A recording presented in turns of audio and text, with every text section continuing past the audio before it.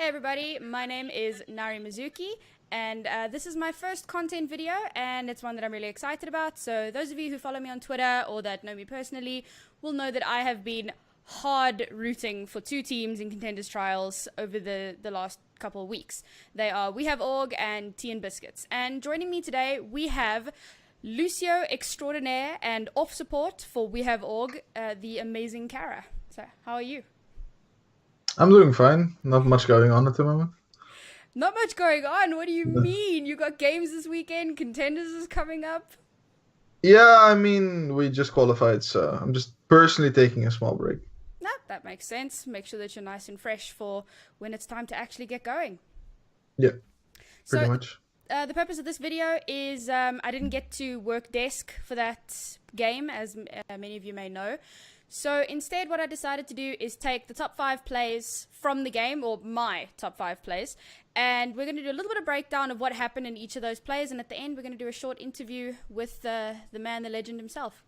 So let's get started. So the first clip is going to play for you now. Chompy always has eyes on Lynx at the time being. Lynx already half HP. Out comes the rally. There's so much armor to chew through. Zergy will have 95% almost on a graviton of his own. Oh my god, huge! Massive self-destruct finds 3.5, getting the Diva mech. Fillion finishes that off there, and this cart's going to start going again. And with how the team kill coming, I don't know if anybody's going to be able to get back. Maybe one here, just getting back in time is the Doomfist and Zergy, but only for a moment as the cart does hit that point. So basically what we're seeing here is a grav followed by a self-destruct. And what I found interesting about this particular play was obviously the Reinhardt was still alive and he died in the self-destruct. So what happened there? Do you think, did he not have a shield up? Did the Brigida bash him? How was it that the grav bomb managed to get a 3k while the Reinhardt was still alive? Midna's shield broke. He already started the fight with a cracked shield. You can see it in the clip, and then his shield breaks. But the problem is that he had to keep it up because while there was a Grav Diva bomb, we knew Tea Biscuits had it. They also used Bash Shatter or tried to get a Shatter in, so he couldn't really save his shield just for that bomb. So he had to also use it to block Shatter, and he did block the Shatter, but then he didn't have it left for the bomb. Okay, that makes sense. And then I saw 2 support ults were used. So you used both the Transcendence and the Sound Barrier. Was that planned, or was that just like panic, hit Q, and hope we live? I mean, I use Sound Barrier to block the Shatter or to survive Shatter because I don't know, I just kind of instinctively used it the moment I hear Shatter. And then we used Trans. Like Kanga got into the Grav and he used Trans like as the bomb was about to kill him, basically. So he just used it after. But, for example, we could have played it better if we had used Trans earlier. And maybe I beat just before the bomb explodes. And some of our tanks could survive.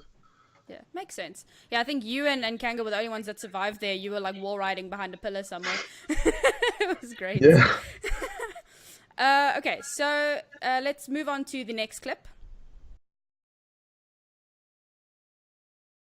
Diva bomb in charge, the Reinhardt afterwards, or even invest the Earth Shadow as well. And it has to be done quickly now. 81% and climbing. You do not want to give percentage over at this point to a GOAT composition that can just get so much charge. A massive Diva bomb will take down Chompy Rodden. Both self-destructs got something, but Midna getting more with his Earth Shatter and swinging that hammer, and they will retake this 94% on the side for Tea Biscuits. So what we're seeing here is it's on Ilios, and so it starts off with the Brig rally, which obviously not you, but your team instigated. You were moving in with rally, and immediately there's a self-destruct from Roten that kills your Brigida. Yes. There's a counter self-destruct coming through that then killed Roten, who was about to get back into mech, but unfortunately didn't make it because of that. The enemy Brigida was so low and didn't have shield up, and a huge shatter came through. It was a 3-man shatter, and there was a lot of follow-up there, and that ultimately won you guys the fight, which was great. So what I want to know about Reinhardt shatters, just in like a general sense, because I feel like there's a lot of, it's difficult to plan a Reinhardt shatter. Like, how do you, in that moment, think, okay, this is when I need to use shatter? There's a Brigida standing in front of you. She could have her shield. She could have bash. How do you make that flip decision? Like, this is when I'm going to shatter and hope to God we're going to win the fight. I mean, I'm not a main tank player, but from what I know in talking to main tanks, in general, it's especially in like these 3-3 versus 3-3 comps, Shatter should almost be used as a cooldown. Okay. Like you can use it very early on, either in combination with a bash or like a bomb, or well, really just early on trying to get value. And if you get value, you can get like a complete fight with just one Shatter. And if you don't, you can probably just farm it back up from a Graviton or something. And like you should use it really fast. Like so, if a Ryan sees an opportunity, he just goes for it, and then he tells his team, "Yo, I shattered." Nice. Just in case you didn't hear that Yeah, hammer they out did. really loud. Yeah, it's like I got three, push, something like that. Like the whole team's dead, man. What were you doing? Speaking of value, so the next clip, let's just have a look at that one quickly. Close to getting all the way up to his ult as well. Out comes the Earth Shatter, though, on the other side. Him and Ikonga able to take Midna out in the meantime. Now quickly throwing in the self-destruct here and using the Graviton Surge on either side. Ultimates flying either way as sound barriers come out to keep both these teams alive. The good thing here for We Have Org, even if they end up losing this fight, they're still building up percentage here as now the Graviton Surge comes out from Tea and Biscuits, and now they're finally going to get control here, but took so much. Looks like 72% is where it'll be for We Have Org. So we're speaking about getting value out of shatters, and immediately we see a huge shatter come through from Valmaster. I think he got like 4 or 5 in it, but his whole team, they weren't there yet, and he got 0 value out of that, which was unfortunate. Zergy then throws in a grav, which only gets 1 person, and that is immediately followed up by the self-destruct for that one guy in the grav. That's just Sean trusting links. I mean, Sean trusting Zergy. I mean, they're just gonna land a fat grab. And it makes sense. It makes sense. That's the kind of intuition and play that you want to see in the teams. It's just obviously quite unfortunate that the grab only managed to get 1 person.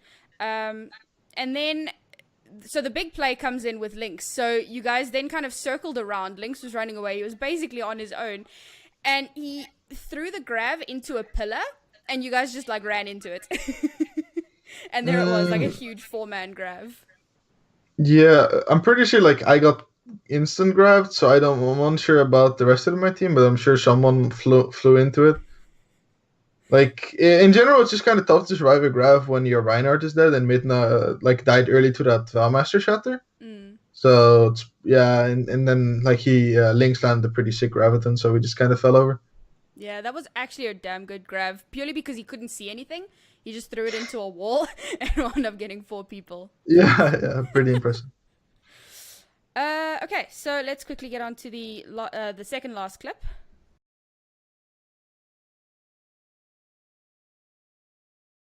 Finds a Winston, gets him low, causes the Primal Rage to be popped. Now going in, diving towards the back line with that ult is Valmaster. Midna, though, with his Primal Rage, finds 2! With that one, got the Diva along with the Brigitte. Lynx, though, looking, almost finds Karra, but a good boot pushes him away, and the IDXD finds Valmaster in the meantime. So what I like about this clip is that it's not so much one of those big brain plays where somebody presses Q and 6 people die.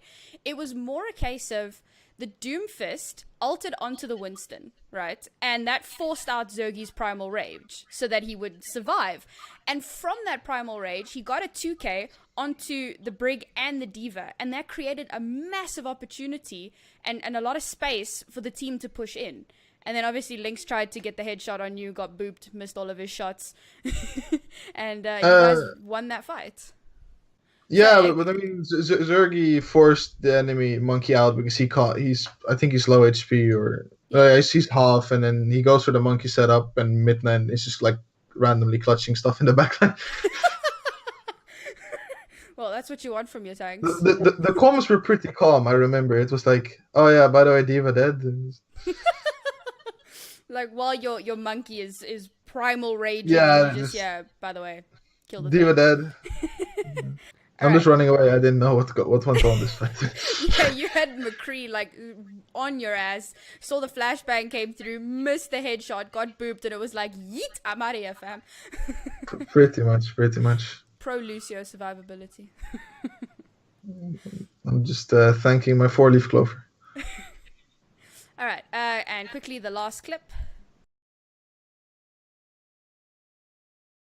stopping anyone from getting towards Zergy and just letting Zergy accrue all this charge all the time because he knows the gravitons, and as long as he stays alive towards the end of the fight, he can clear up being that major DPS character with that 100 charge on top. Lynx is about to have his. Midna's going to use the Earth Shatter. Does find a few self-destruct. 2 of them down. Great one here. We have Org still pushing this fight forward as they're getting up past 40%. And now this is yet another incredible Earth Shatter that came through. And it was, what made it hilarious for me was that Fillion was standing there on the brig with shield up, jumps, and because he jumped, he got caught in the Earth Shatter.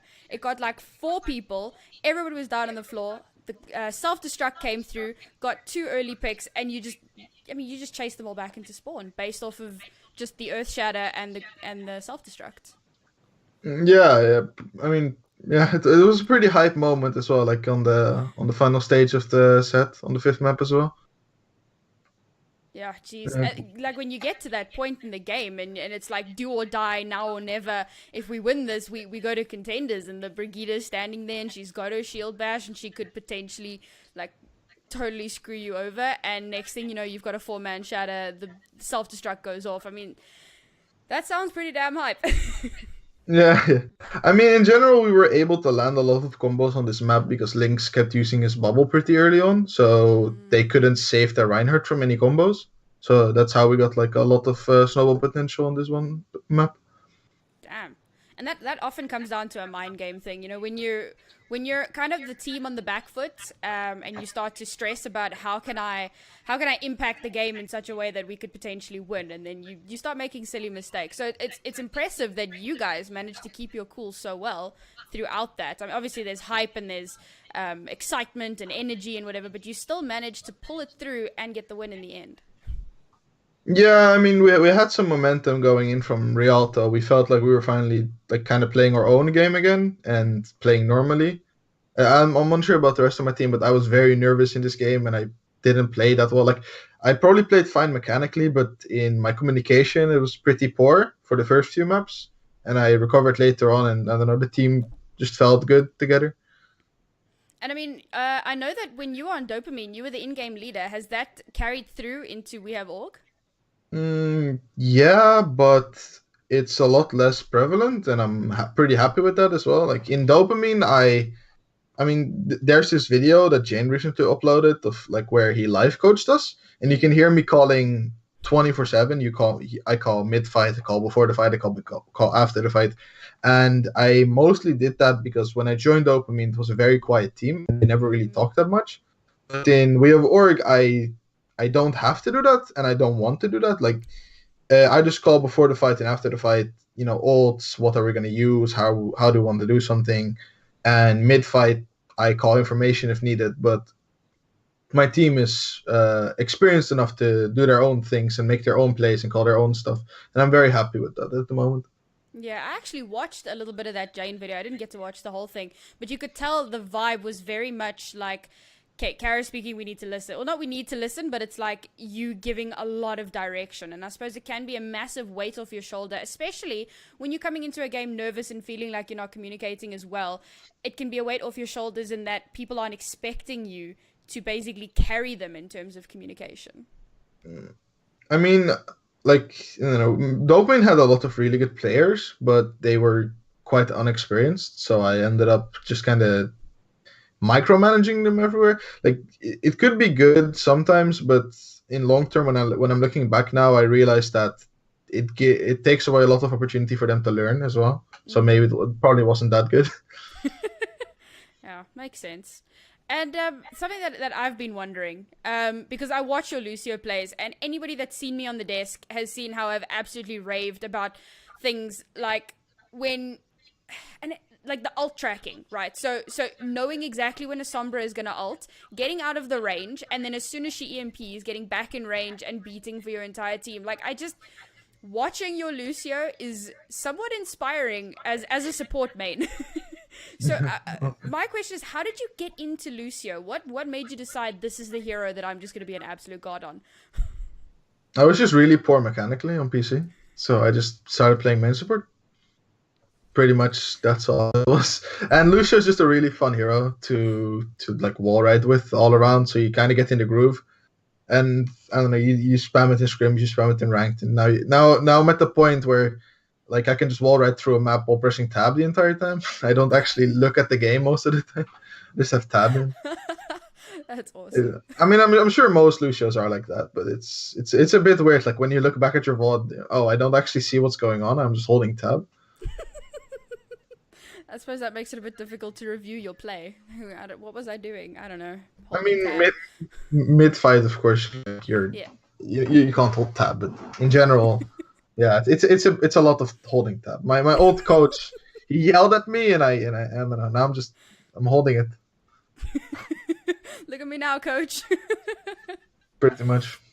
So something that I think that a lot of people are wondering is obviously now, so you got pulled onto We Have Org just before trials started, and you guys are looking pretty strong at the moment. Obviously, you haven't had like a perfect record, but you're looking. Yes, good. we have.